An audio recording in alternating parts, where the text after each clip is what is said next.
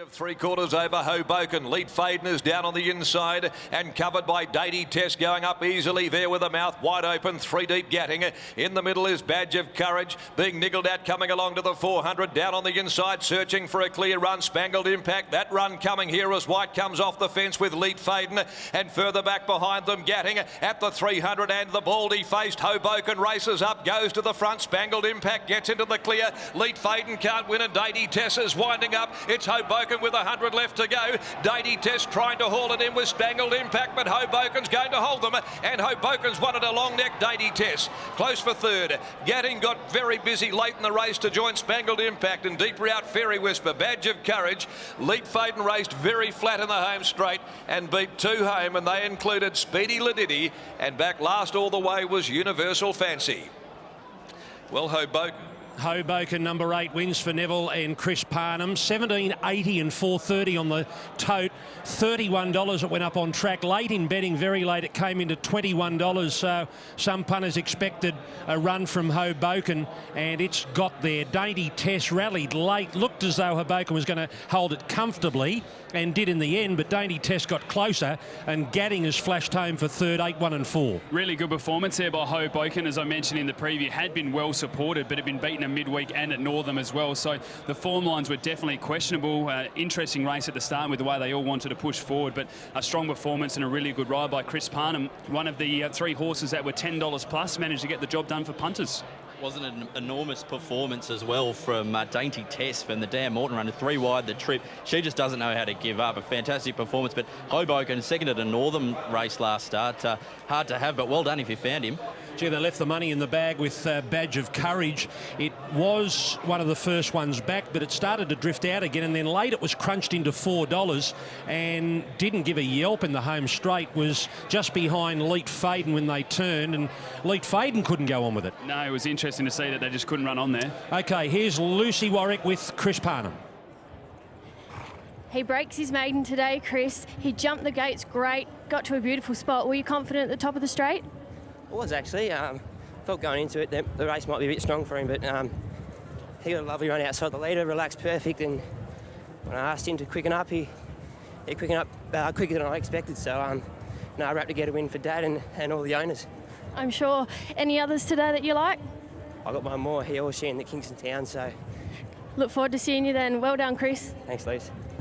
Right, well, Neville Parnham has made this day a profitable one in the past with Playing God, winning a couple of Kingston Towns, and he's won race 2. Here he is with Adam. Neville, a really nice performance there by Hoboken. You initially had 3 in. We saw the scratching of I'm Incredible, and Free Whisper was the preferred from the punters. Did you think there was that much of a difference between the 2?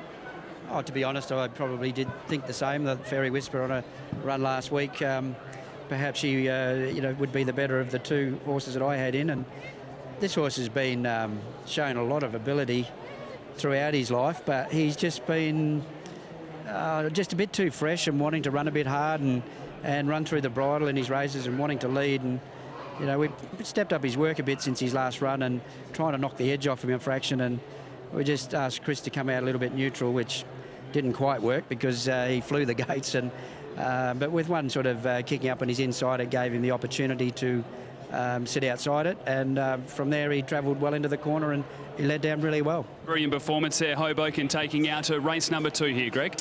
Yeah, what a remarkable family. Neville Parnham and the 3 boys, Stephen, Brad and Chris, all wonderful horsemen in their own right. That is race 2. We're off to a break on Sky Thoroughbred Central. They're just coming to the yard at Rosehill.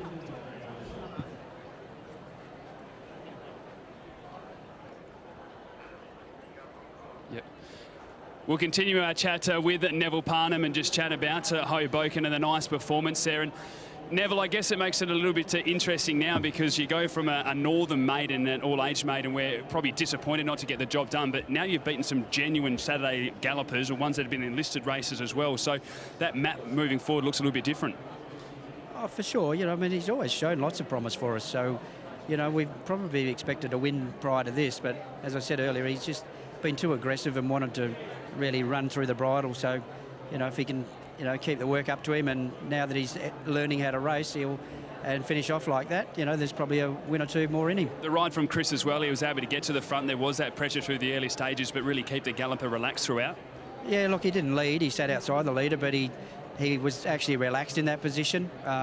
It's the first time he's actually done that. Generally, he's wanting to reef and tear and find the front. So, with what he's done today, I've had a few runs in, but all his runs have been good. He hasn't really disappointed us. Only the fact that he hasn't knocked one off yet. And just a quick comment on Free Whisper. Not too many horses appear to be running on today, but she was still trying late. She was, but maybe she's at the end of her campaign too. And she backed up from last week, so maybe that just took its toll on. We'll have to reassess. I haven't spoken to Stevie yet. Yeah. Congratulations, Neville. Thank you. There's Neville Parnham. We'll have a quick chat to Chris Parnham as well about the victory. A really good performance by Hoboken in the end, was one of the outside chances. Chris, at the top of the straight, I heard you saying there you still thought you could get the job done. A really nice front-running ride.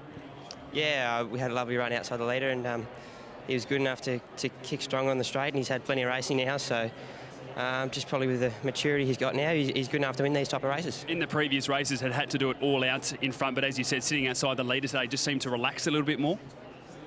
Well, it's hard for me to say because I've never ridden him before, but yeah, look, today he was lovely and relaxed, but he was more than happy to go when I wanted him to. So they're the sort of horses you want to ride, and yeah, to do it, to get me first winner for Dad in a long time, and some long-time owners as well. It's a big thrill. And the fight at the end, very impressive when you got horses like Dainty Tess attacking the line and coming after you.